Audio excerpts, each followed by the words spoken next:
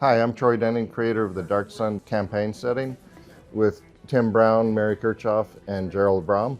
I had just come back to TSR as a senior designer when our boss, Jim Ward, called a meeting of the designers and said, we need to design a new campaign setting for AD&D, and I'm interested in volunteers. So I raised my hand and Tim Brown raised his hand and he said, okay, I guess you two are the new designers of our new campaign setting. And we said, okay, well, what are we designing? And he said, well, just something that makes sense for people to wear chainmail bikinis and use psionics. As we began to explore what that actually meant, we realized that it was going to mean that Dark Sun had to be isolated from all of the other AD&D campaign worlds because of the introduction of psionics, which we didn't know how that was going to balance or unbalance the game. But it had to be totally isolated so that there was no possibility of somebody crossing that barrier with psionics and unbalancing the rest of the the rest of the AD&D campaign worlds.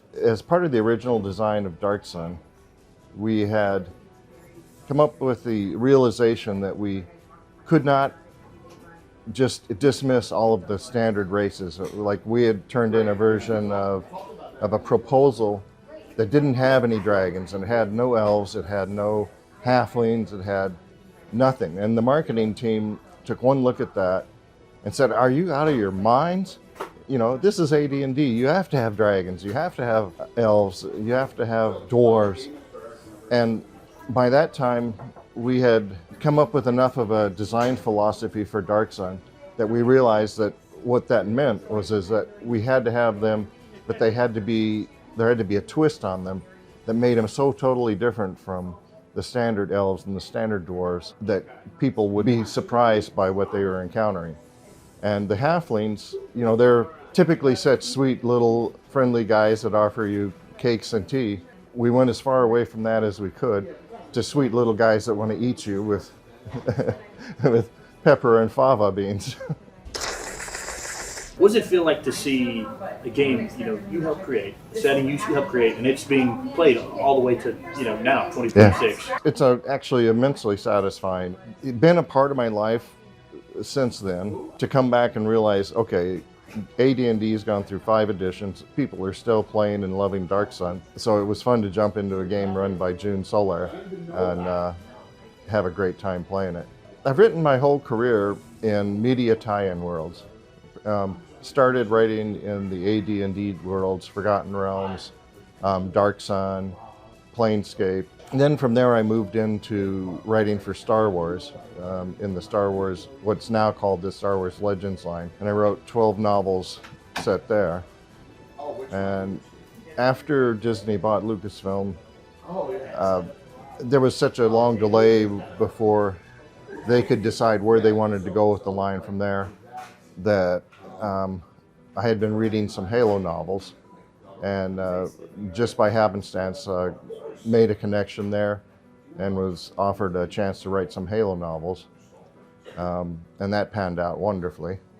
And so I've been writing Halo novels ever since. Well, I've always been a big reader, and I read the J.R.R. Tolkien series, The Hobbit to start with, and then the Lord of the Rings trilogy.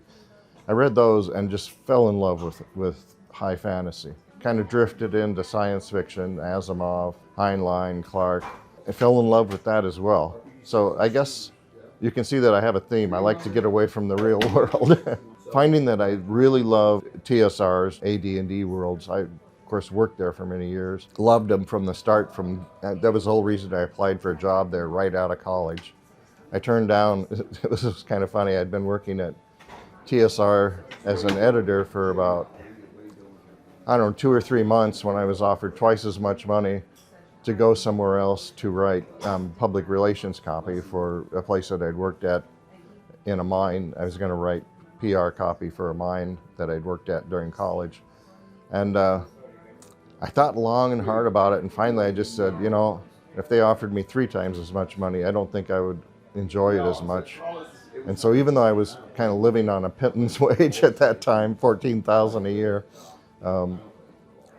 as an editor in 1981, I turned that job down and stayed with TSR. And of course, as my life has turned out, I think it's been the right decision. I liked writing a group of characters in Dark Sun. That was Rikus, Sudira, Neva, and Aegis. They were a lot of fun to write, and I don't know, if somebody offered me a chance to write those again, I would have a hard time turning it down. In Star Wars, I really enjoyed writing Han and Leia, particularly because my wife is just as snarky as Leia. That was a real pleasure, and to have a chance to write them I wrote them from the day they decided to get married in Tatooine Ghost until Han was 70 years old in Crucible. I created a couple of characters there, of course, that were really close to my heart. A Jedi named Sava Sepatine. I enjoyed creating a fallen Jedi named Alima Rar. And in Halo, in my first book, created a set of new characters. A detective named Veda Lopez. She was a hard-nosed detective who didn't trust Spartans at all. She thought that they were probably a bunch of murderers. Also written the Master Chief and the Arbiter I've written, along with another alien named Castor, and had tremendous fun with, just because I love getting into the minds of aliens. This is my first GaryCon, believe it or not. I'm always seeming to be on deadline when GaryCon is coming around, so I've always been kind of reluctant to plan on coming. But this time I thought I was going to have my book done before I arrived. That didn't turn out that I did. I still had 6 pages to write as I left. But it feels wonderful to come here to see all of the old friends. It's a con that's just the right size. It's just been tremendous fun. I look back on my career, which is running over 40 years now, and wonder if I ever really worked a day in my life.